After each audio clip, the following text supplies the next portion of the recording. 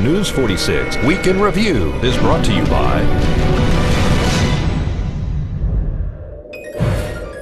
Southwest Medical Associates. Look for news about their latest healthcare center opening soon in your neighborhood. Southwest Medical Associates. Now that's powerful medicine. News 46 is also brought to you by Red Apple Fireworks. You've never seen anything like it. Nevada's elite fireworks shopping experience. Red Apple Fireworks. You're watching KPVM News 46 Week in Review. Pahrumph's #1 media source for local news with Deanna O'Donnell.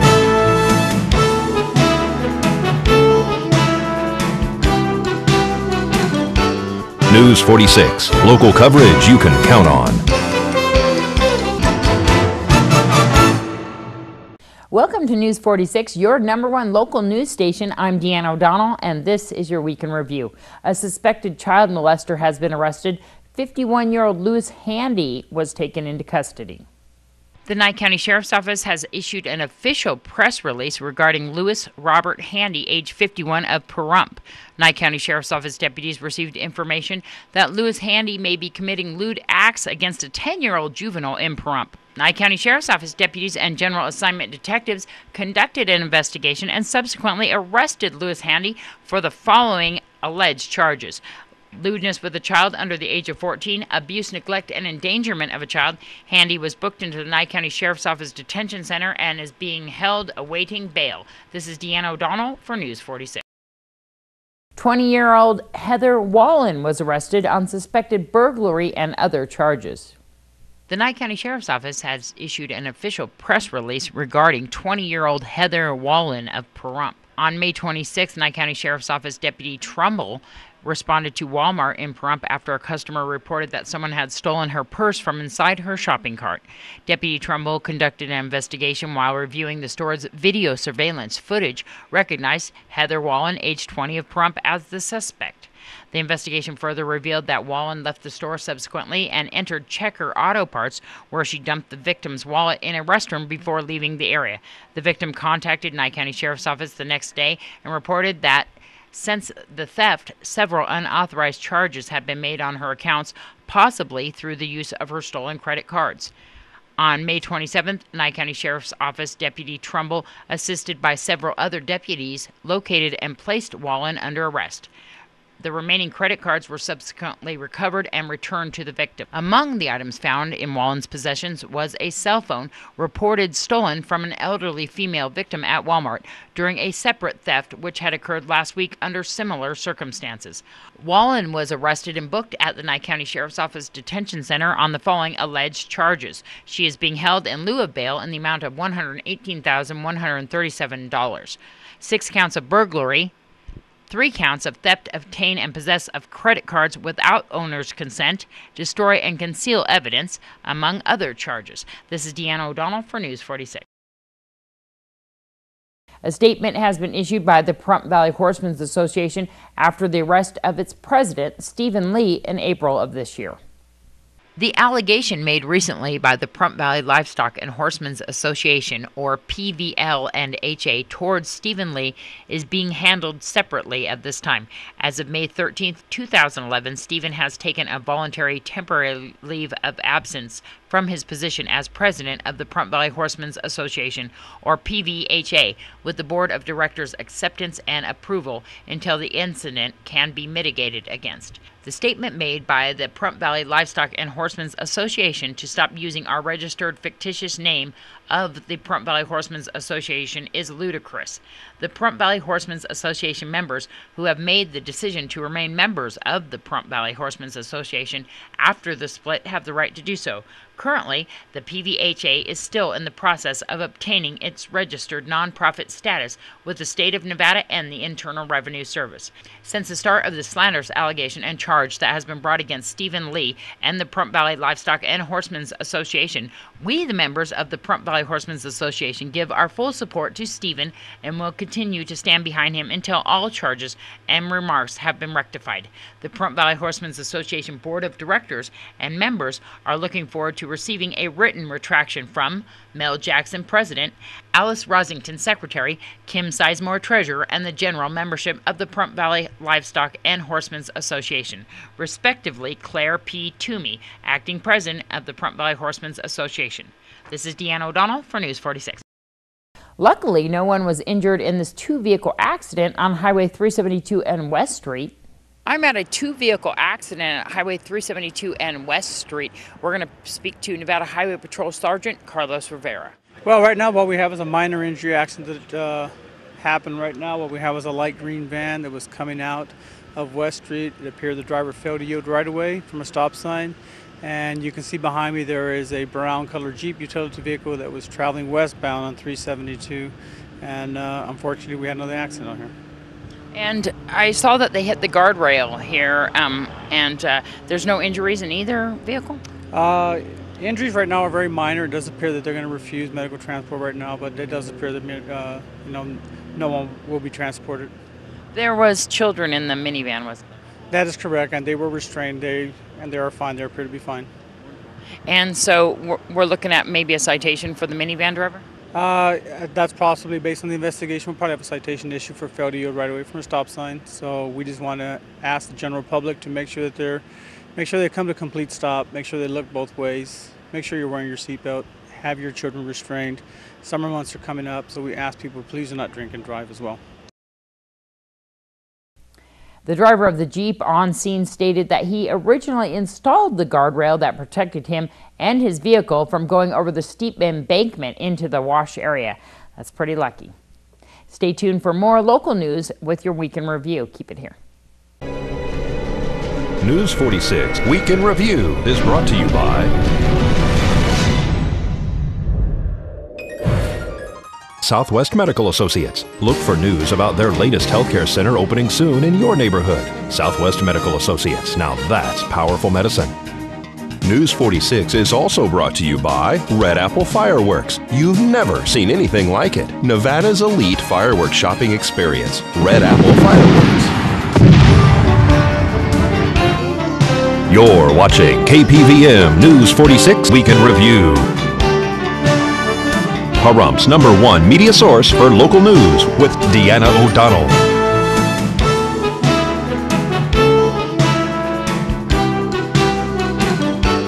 News 46, local coverage you can count on.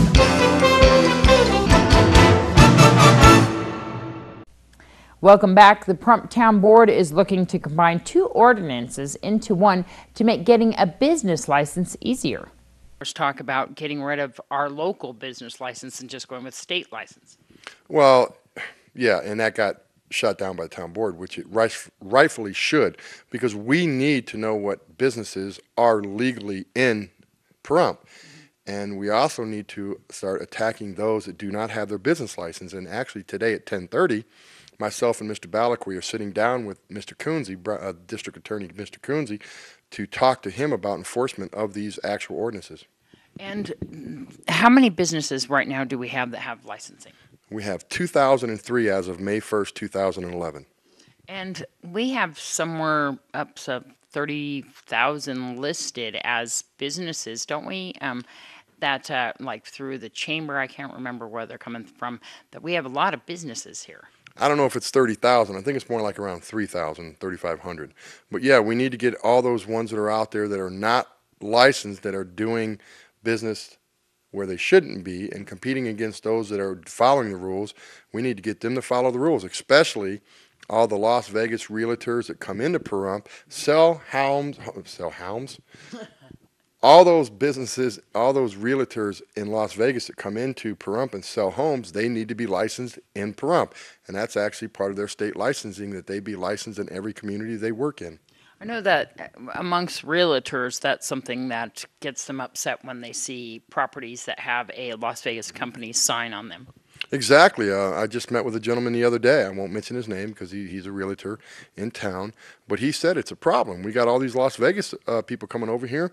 and they don't have licensing. And I said, well, we are starting to attack that issue. We are being proactive and not reactive. And again, I told him that we had the meeting with Brian Coonsey set for today at 10:30. We're going to attack this. We're going to make this extremely fair for the businesses in Pahrump. What about home businesses or people who sell things through computers at their home? Well, they still need to have a business license. However, we have what is called an exempt license. If they make less than a certain amount every year, then they don't have to get a license. They still have to fill out that little paperwork, but then they're covered under the state. Will that be a different type of license if you don't actually have customers that come in or traffic? No, business license is a business license.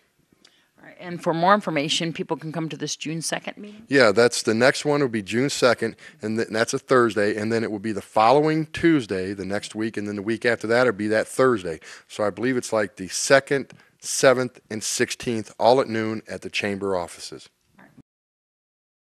On April 7th, 67-year-old Elmer Ed Sterrett passed away as a result of heart failure. A memorial service was held this week in his honor. Many people in town knew Ed from his internet provider business he and his wife own, EaseNet, here in Pahrump. In loving memory, great appreciation, and forever remembrance of a great husband, father, and friend, Elmer Ed Sterrett, 67, who left behind not only family but many friends, passed away April 7th of 2011. Born in Indianapolis, Indiana, his life carried him through many adventures, including service in the Marine Corps, life partnership, fatherhood, and a love for life that could not be matched by many. Though he ran track in high school, life did not send him any hurdles he would not try.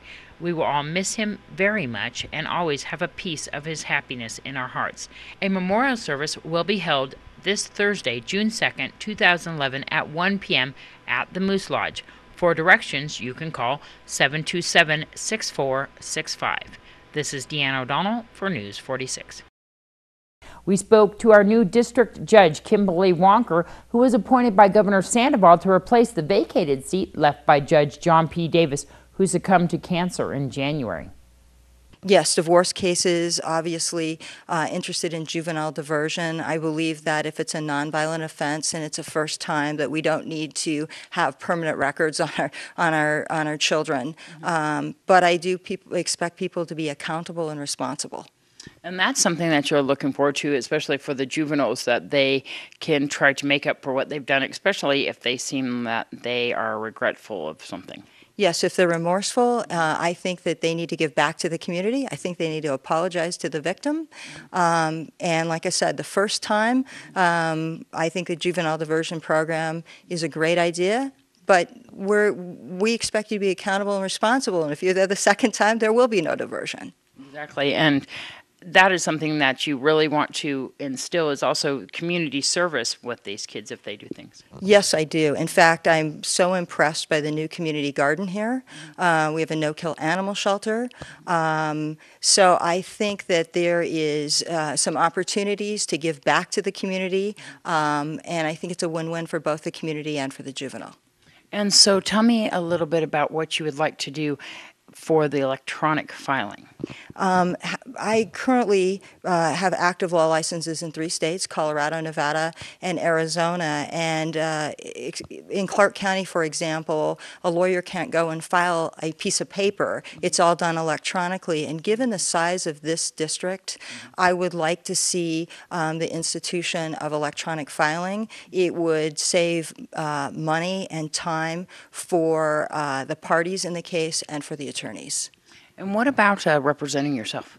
I think an individual, if they feel that they are competent, should represent themselves. I would like to make some of the more simple matters, for example, like uncontested divorces, I'd like to make that available, some forms available so that individuals could fill those out and we could get that process done very quickly. Because there is divorces that can be done extremely quickly and extremely easily, like you're saying, uncontested, where a person just simply needs to file the paperwork. Absolutely. Absolutely. And it would be nice to have forms available that those individuals could simply do that. Fill those forms out, turn them into the clerk's office, and we could process that very quickly. Is there anything else that you would like to do in the future? I'd like to see, in particular, divorce mediation, a mediation program. I think oftentimes people get caught up in the moment, and really a marriage is a contract, and a divorce is the unwinding of that contract. So I think that sometimes when a third party can come in and try to remove those emotions from each side and explain to each side what the costs are, what really they aren't going to accomplish anything by fighting, that I think it would expedite the process. The VFW held their annual Memorial Day services at the Chief Tecopa Cemetery. We are here at the Chief Tecopa Cemetery where the VFW held a Memorial Day service. Well, it's to commemorate and pay tribute to the fallen soldiers, Marines, Air Force, Vietnam, all the wars all the way through, and especially the Afghanistan and Iraq, which is still two of our fronts. And this is the day where you pay tribute to the fallen soldiers. Some of the speakers that we had today. Paul Galaxia, I think it's a hard one to pronounce, but he gave a very good speech. The commander of American Legion, he reached back and told us a couple stories about fallen soldiers, and it almost brings a tear to your eye when you listen to stuff like this. I know that we also had a mention of SEAL Team 6. Well, they sure did their job, didn't they? And without any of them getting injured or harmed, and they all came back home. We'll never see their faces, I hope, but congratulations on a job well done. That goes with the SEALs that took out those pirates out in the Mediterranean, too. They did a good job. You guys really keep track on this and very proud of them, aren't you? Oh, you bet. We're proud of all of our soldiers. And every one of them did a wonderful job in all the wars, and to commemorate them is an honor. It's a wonderful thing. I know that we had Gunny Arnst up there speaking a little bit about what Memorial Day is, and that's the actual order, isn't it? That is the order from General Logan on saying this is going to be Memorial Day. Headquarters, Grand Army of the Republic, Washington, D.C., May 5th, 1868. General Order Number 11. 1. The 30th day of May, 1868, is designated for the purpose of strewing with flowers or otherwise decorating the graves of comrades who died in defense of their country during the late rebellion. And I believe it was 1966 they took it away from the first Monday, and it's always on the 30th of May. Yeah. So they're adherent to the order from General Logan. There you go. And some of us placing the flowers and the flag next to our statue there. That is just the VFW Memorial. This is made out from our national commander in Kansas City, Missouri. And it's just a way of the officers of the VFW saying how they feel for the fallen soldiers.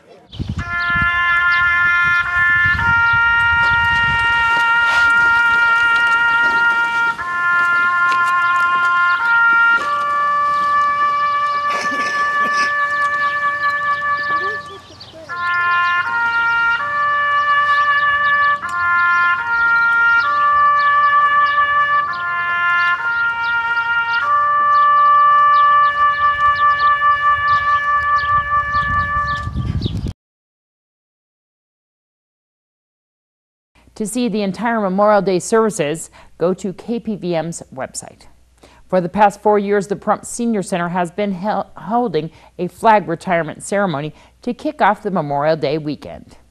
I'm here at the Pahrump Senior Center where we had a flag retirement ceremony. We're going to speak to Don McIntosh. We've initiated this 4 years ago, and like I said, this is our 4th year, and we invite the ceremonial squad from the VFW here, the local one at 10,054, to perform the service for us. And we want to continue this year after year, and it's just meaningful. We do it right before Memorial Day because we try to emphasize again the meaning of Memorial Day, the thousands and thousands of troops that we have lost in different wars. It's amazing once you put all the figures together how many men and women we have lost throughout all these wars. And now we're into two that I can count, maybe more wars, and it's unfortunate. And so much patriotism is lacking anymore throughout the country. You spoke a little bit about that. Do you think that too much emphasis is put on the Memorial Day barbecues and get-togethers and vacations more than these actual services? Well, it's true, and it's great that we have this 3-day weekend. Everybody should go out and have fun. Families, gathering together, friends gathering together, what have you. Yes, enjoy it, but don't forget the meaning of it.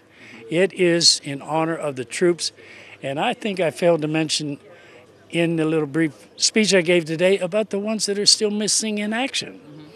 Some of these folks, these ladies, husbands, widows, they don't even know where their loved ones' remains are. They have no knowledge of where they're at.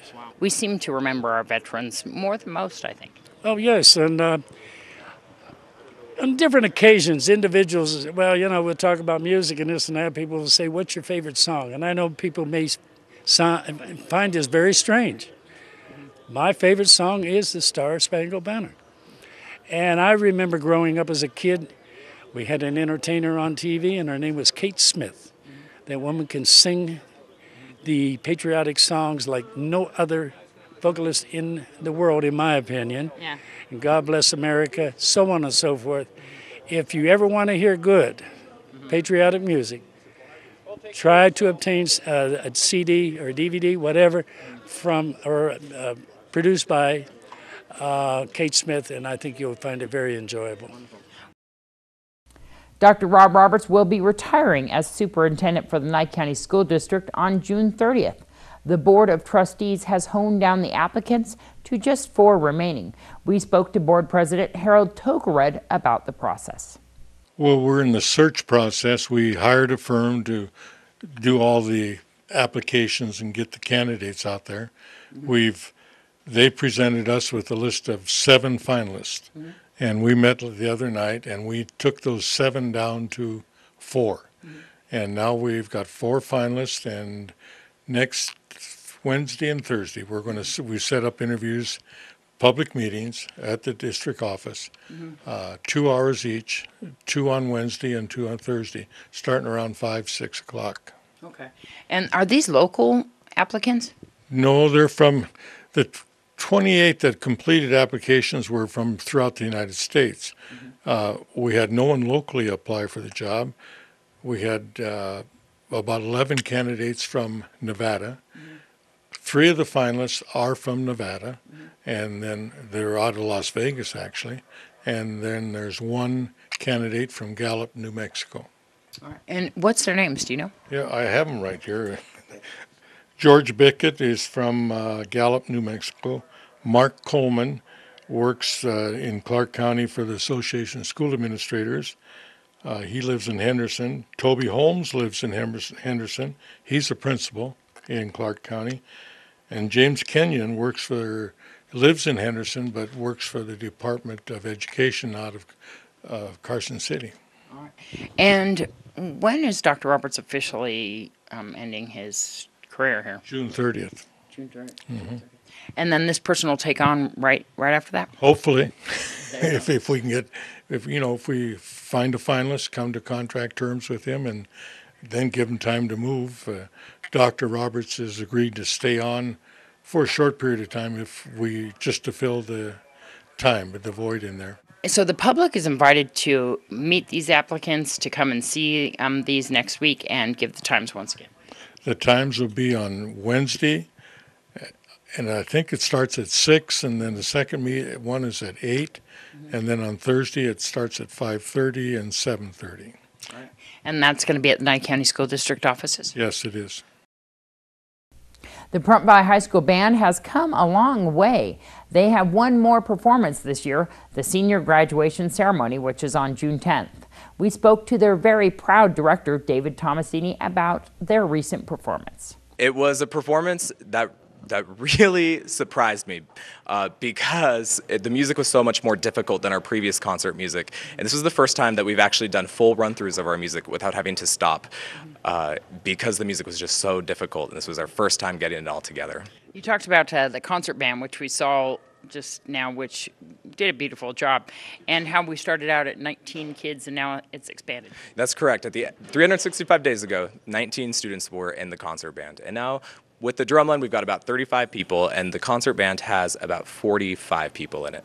So we dramatically increased, really over 200% in numbers. A lot of those people just picked up instruments for the first time this year and worked really hard to get at that high school level. I mean, they really surpassed several years of training to get to the high school level. Normally, don't you require that they had previous experience? Yeah, that was a requirement, but it was either have 19 people or to really take a time to build this year up. And that was the decision I made at the get-go, was let's open the doors to everyone. Music is so beneficial to any school community, and it was really important to build the program so we had something to launch off of for next year. I want 100 people in my class. I want as many students as I possibly can, because they do feel like they're on a team. They feel like they're part of a family, and they really get a lot of benefits in band and in drumline that they won't get in any other class. Not only do you have drumline and concert band, you have jazz band and choir. Tell me all the things. We have our select choir, we have a women's choir, a men's choir, the concert band, then we have the drumline class, as well as a group of students who meet before school and do a brass quintet. Then we got a musical after school. It's like a glee club. I don't eat lunch. I really don't. I'm always in my room, and I always have students working on music. It's fantastic. It's amazing how highly the students speak of you. Well, once again, super flattering. This is my dream. When people ask me what I wanted to be when I grew up, I first used to say marine biologist, and then I found myself at a really young age saying I want to be a music director. And so I'm doing everything I wanted to ever do. So we're winding up the school year. What's that like? Oh, we're running and sprinting to the race line in all my classes. We have a musical next week. It's going to be here at the auditorium at 7 o'clock, $8 per ticket. And what day is that? That is this upcoming Friday, June 3rd and June 4th. And then we've got graduation performance. We've got Pomp and Circumstance, and then the select choir is going to perform. And then I have my own business that I run based off student leadership, and I'm being hosted at Boise State University to conduct a marching band camp over there at the end of June. And then Hawaii. Finally, Hawaii. What is the business? The business, it's a business that I started. It's called majorprecision.net. You can check out our website. And it really focuses on building student leadership in music programs. So a lot of music directors will send their students to our clinic at Boise State University, and we'll train them to lead their music programs and to take initiative and really develop their programs at the student level so the directors can continue to their work at their own level as well.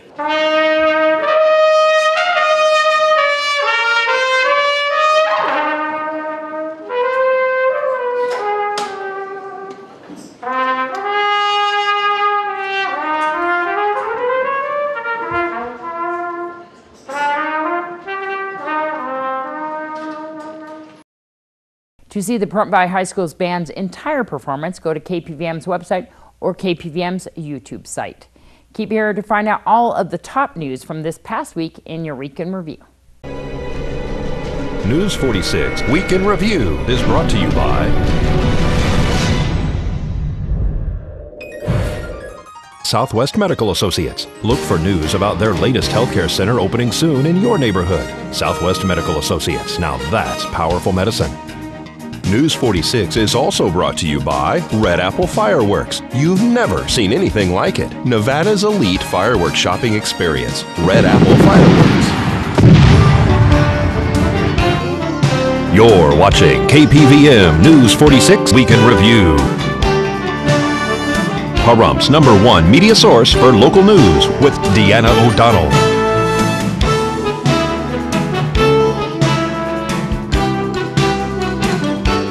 News 46, local coverage you can count on.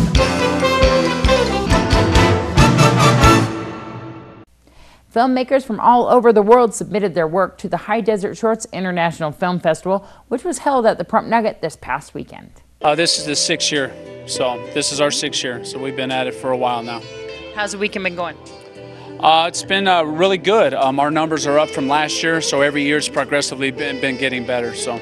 I know that Joni's your lovely co-host here. How you doing, Joni? Oh, I'm wonderful tonight. How many films do we have actually entered this year? We had, what was About 40 films. Right, 40 films, 189 submitted, and we picked 40, so. Let's go through the weekend. On Friday night, we had some comedy. Yes, we had comedy. In addition to that, what were the other genres we had? After comedy, we had some drama, and then we moved into horror and sci-fi. We went probably till like 1 a.m. in the morning.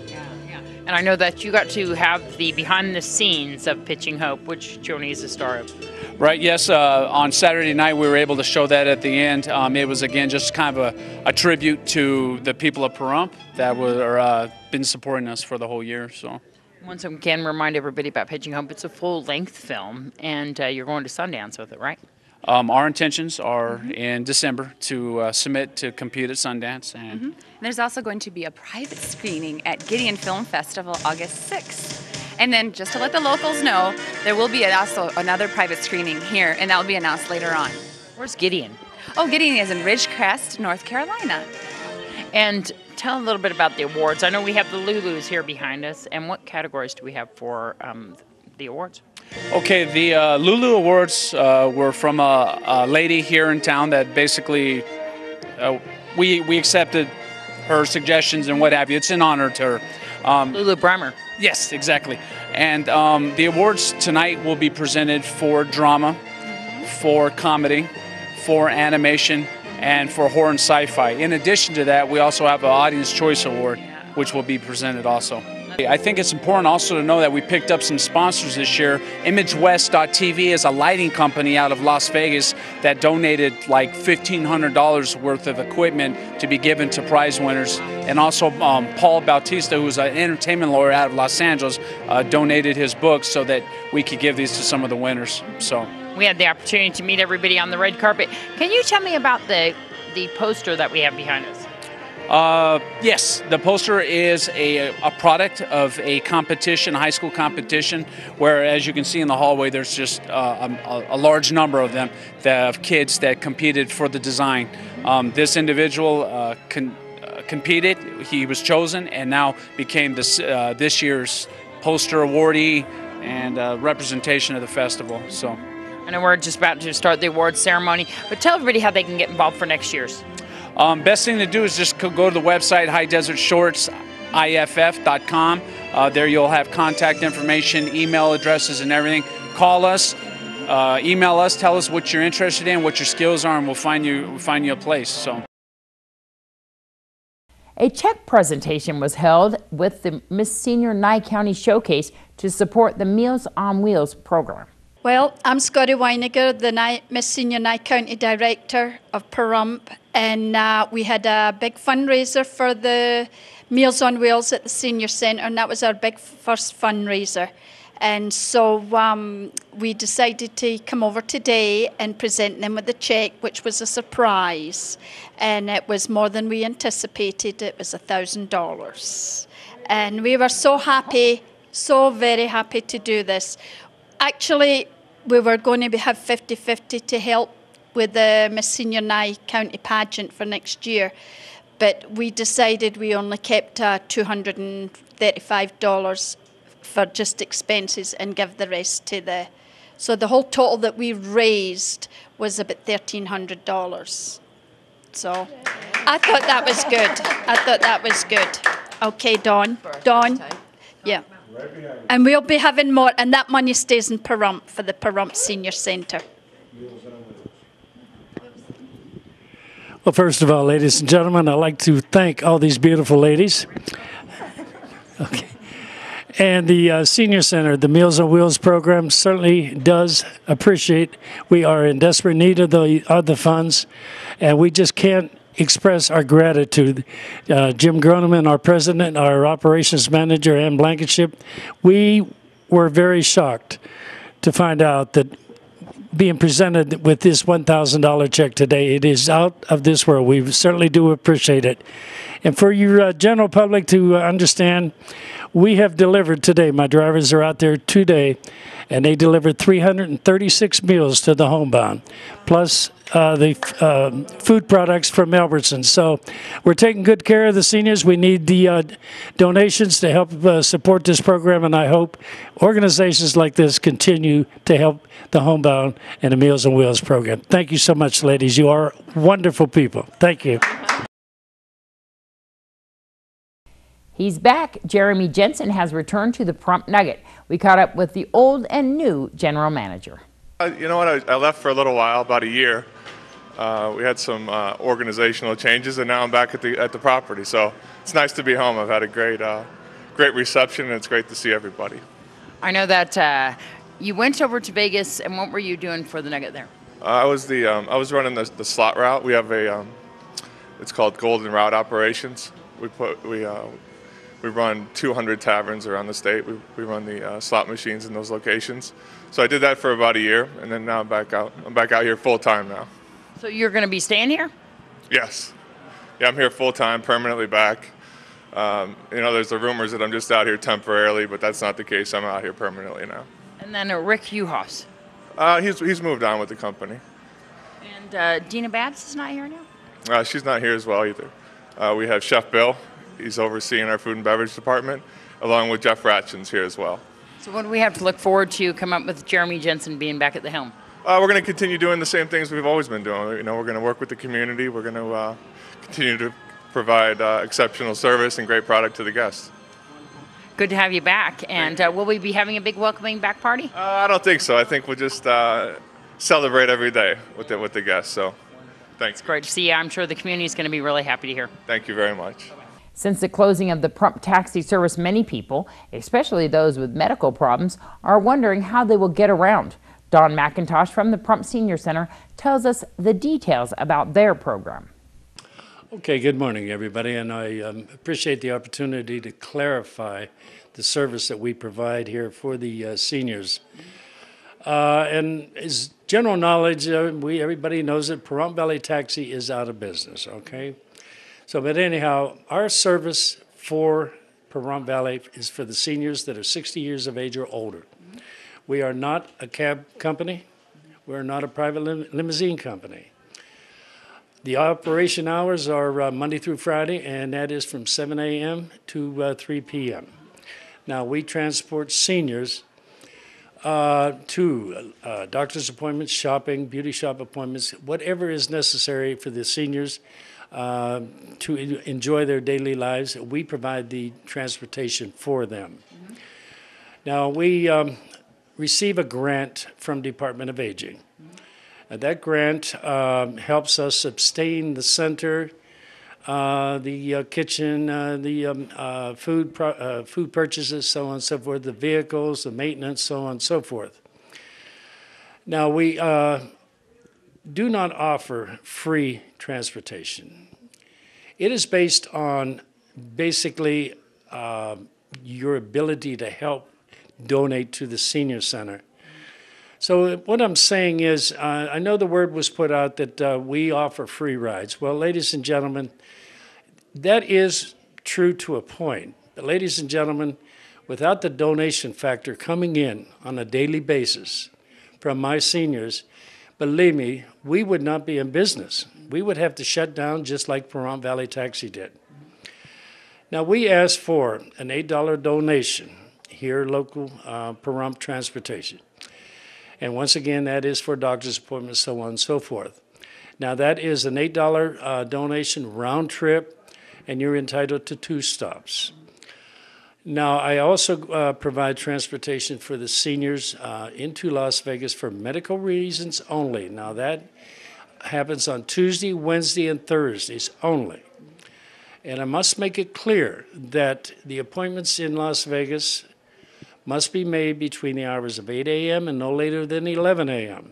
And the reason I implemented that rule is because that allows my driver to get back to Pahrump at a reasonable hour, probably 2 to 2:30 in the afternoon.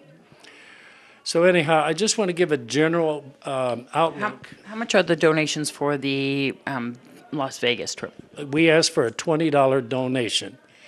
And in regards to the donation, I have heard from our clients that, well, we know you're going to have to raise the donations request. And we may have to, especially on the Vegas run. And if a person can't make the donation? Well, then we do not expect them to, carry an extra burden in life and demand money. We do not. They will ride for free. Thank you so much. And what's the number for people to call? They can call me at 751-6860, Monday through Friday. And the age is 60 and above, right? That is correct. Now, also, I require a 24-hour notice on any move, okay? All they have to do is call me a day or two ahead of time, and I will be more than answer their request for transportation. The renewable energy revolution is in high gear, and the Pahrump Chamber of Commerce hosted a ribbon-cutting ceremony with Saving Energy Solar. They want to help you cut down your energy bill.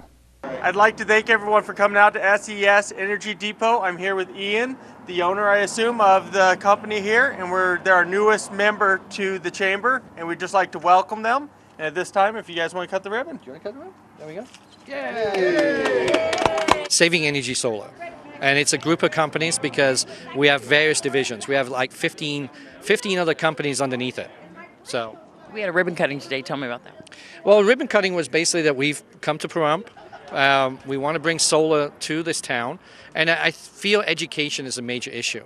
A lot of people go on the internet, search solar, they get really confused or they get misled. The idea of we've hired people, local people that are your town people, to actually that you can talk to.